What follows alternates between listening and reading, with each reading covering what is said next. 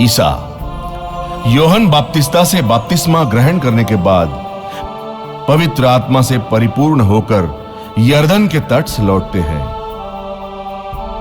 उस समय पवित्र आत्मा ईसा को निर्जन प्रदेश में ले जाते हैं, जिससे शैतान उसकी परीक्षा ले ले। ईसा 40 दिन और 40 रात उपवास करते हैं।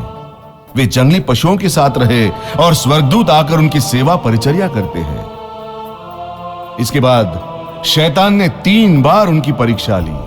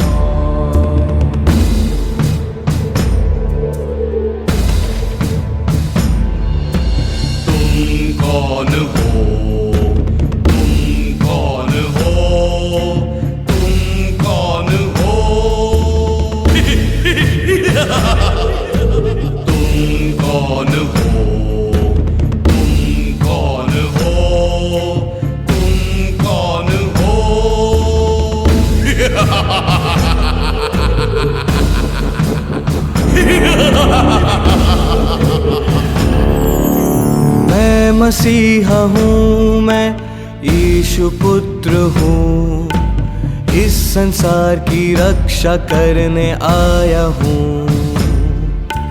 मैं मसीहा हूँ, मैं यीशु पुत्र हूँ, इस संसार की रक्षा करने आया हूँ।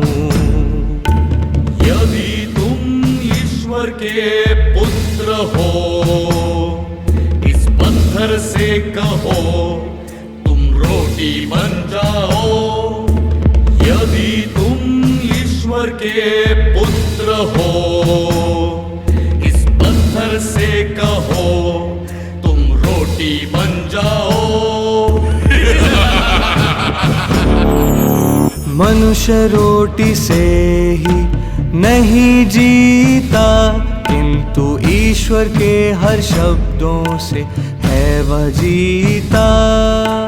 मनुष्य रोटी से ही नहीं जीता, किंतु ईश्वर के हर शब्दों से है वह जीता।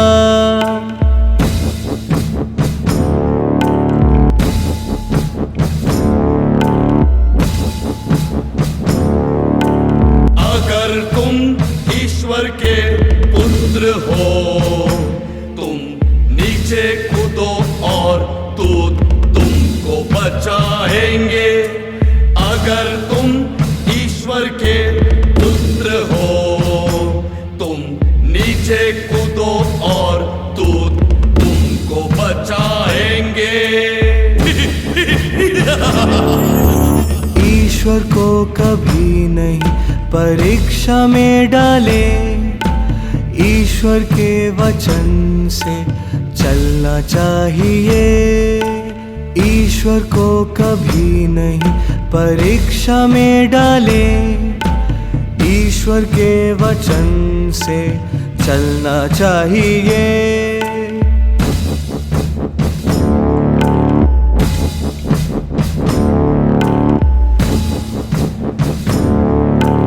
अगर तुम मेरे सामने सिर झुकाएगा तो मैं तुमको राज्य और वैभव दूंगा।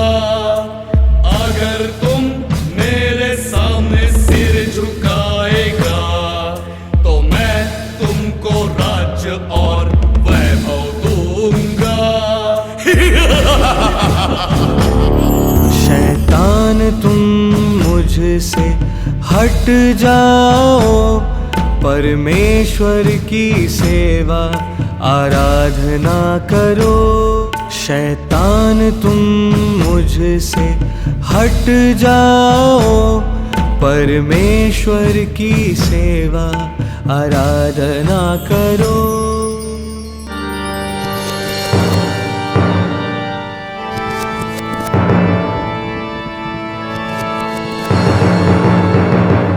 यीशु निर्जन प्रदेश में शैतान को पराजित कर विजेता के रूप में लौटते हैं। यह इसलिए संभव हुआ क्योंकि यीशु ईश्वर के पुत्र हैं और वे शैतान के सब प्रपंचों को जानते हैं। यीशु कभी भी शैतान की परीक्षाओं से आकर्षित नहीं हुए जो शक्ति, धन दौलत और नाम से जुड़े थे। यह सब इसलिए संभव हुआ क्योंकि यीशु हमेशा अपने स्वर्गीय पिता की इच्छा को पूरी करना चाहते थे और उनकी प्राथमिकता थी कि इस दुनिया में स्वर्गराज स्थापित हो। कई अवसरों पर हमें भी इन परीक्षाओं का सामना करना पड़ता है जो हमें शक्ति, धन दौलत और नाम का लालच देती है। हम केवल ईश्वर की सहायता से इन पर विजय प्राप्त कर सकते हैं। यदि हम यीशु के दिखाए मार्ग पर चले तो निश्चित ही हम हंसमुख और विजयी बनेंगे।